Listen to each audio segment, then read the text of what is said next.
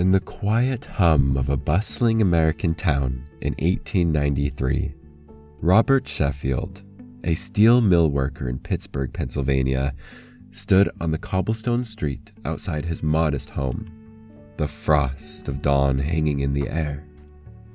In his hands, a tattered letter, a notice from the foreman, declared the new regulations.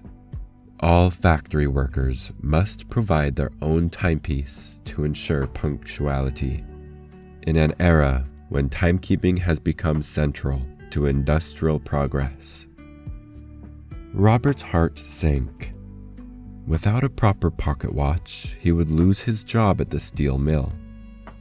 But beneath his anxiety lay another ping: envy.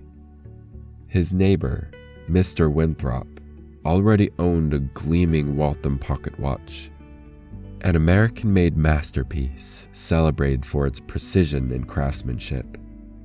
Robert's admiration for the watch was rivaled only by his desire to match its grandeur.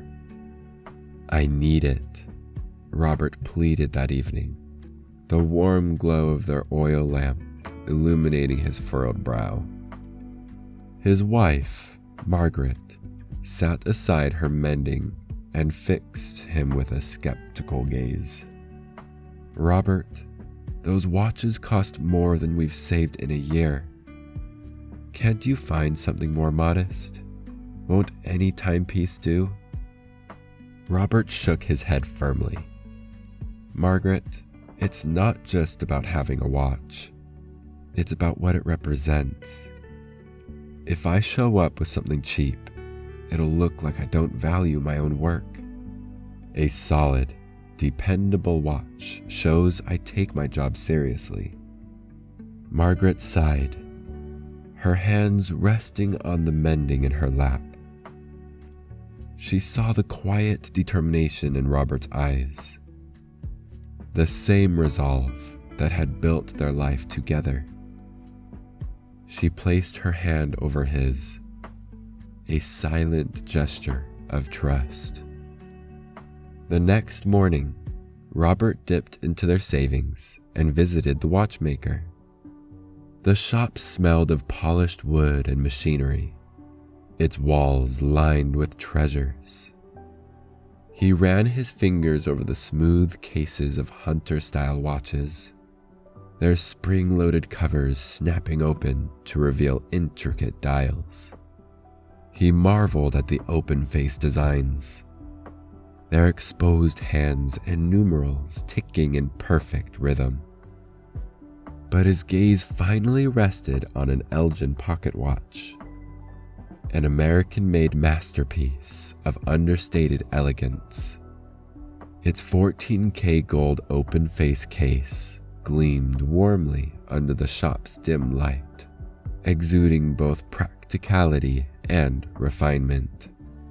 The smooth, polished surface caught every flicker of the shop's oil lamps, while the intricate numerals and delicate hands of its exposed dial seemed to whisper of precision and care.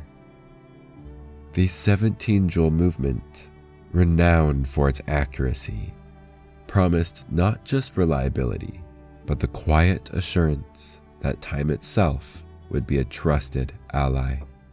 It was a watch that spoke of diligence and quiet confidence, a watch worthy of Robert's ambitions. When Robert returned home that evening, the watch tucked safely in his vest pocket, he felt its quiet strength. The next morning at the mill, the gleaming gold of the watch wasn't just a tool. It became a testament to his diligence and pride, earning approving nods from the foreman and whispers of respect from his coworkers. But Robert's watch didn't just earn him respect, it earned him opportunity. Over the years, he was promoted to shift leader, his punctuality and precision admired by all, and every evening, When he returned home and placed the watch on their mantle, it wasn't just a symbol of his labor, but a testament to his and Margaret's shared sacrifice. The Elgin became a family heirloom, passed down to their son, who carried it through college, and later their grandson, who wore it proudly to his wedding. Today, that same watch rests in a glass case in a descendant's study, its once steady hands now still, yet brimming with the echoes of a family's journey. More than a timepiece, it's a reminder of the quiet courage of a man who knew that success was more than effort. It was the image of effort. Its legacy endures, a timeless symbol of determination and dignity passed lovingly through the years.